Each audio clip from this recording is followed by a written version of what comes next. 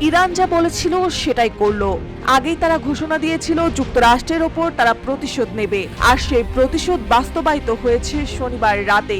যুক্তরাষ্ট্রের একাধিক পারমাণবিক স্থাপনাকে লক্ষ্য করে হামলা চালানো হয়েছে বলে দাবি করেছেন তেহরান। এর মধ্য দিয়ে মধ্যপ্রাচ্য জুড়ে উত্তেজনার বারুদ আরো চড়ে গেছে।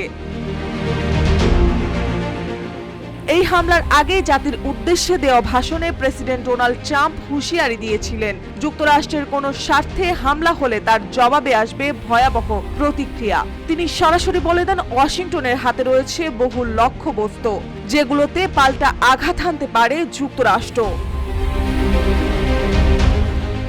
এরপর প্রায় 24 ঘন্টারও বেশি সময় ধরে সারা বিশ্ব অপেক্ষা করেছে ইরান কি করে।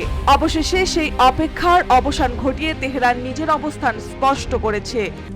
RICL TMX, যুগের পর যুগ স্থাপনা থাকে মজবুত। এখন আন্তর্জাতিক নজর ঘুরে এসেছে হোয়াইট হাউসের দিকে।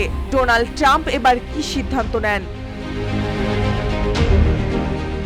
বিশ্লেষকরা বলছেন, যদি এই হামলায় ক্ষয়ক্ষতি সীমিত থাকে তাহলে ট্রাম্প হয়তো আপাতত সংযত থাকবেন, কারণ তিনি আশা করতে পারেন ইরান এখন আলোচনায় বসতে রাজি হবে।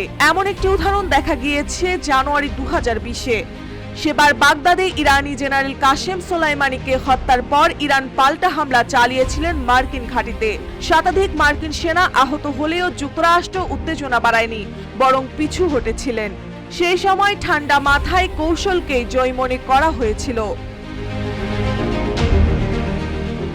কিন্তু এবারের পরিস্থিতি ভিন্ন। যদি মার্কিন নাগরিক নিহত হন কিংবা বড় ধরনের ক্ষয়ক্ষতি হয়, তাহলে ট্রাম্পের ওপর পাল্টা জবাব দেওয়ার চাপ বহুগুণে বেড়ে যাবে। ইতিমধ্যেই হোয়াইট হাউসের কর্মকর্তারা ইঙ্গিত দিয়েছেন, ট্রাম্প অন্য প্রেসিডেন্টের মতো নয়, তিনি হুঁশিয়ারি দিলে তা বাস্তবায়নও করেন।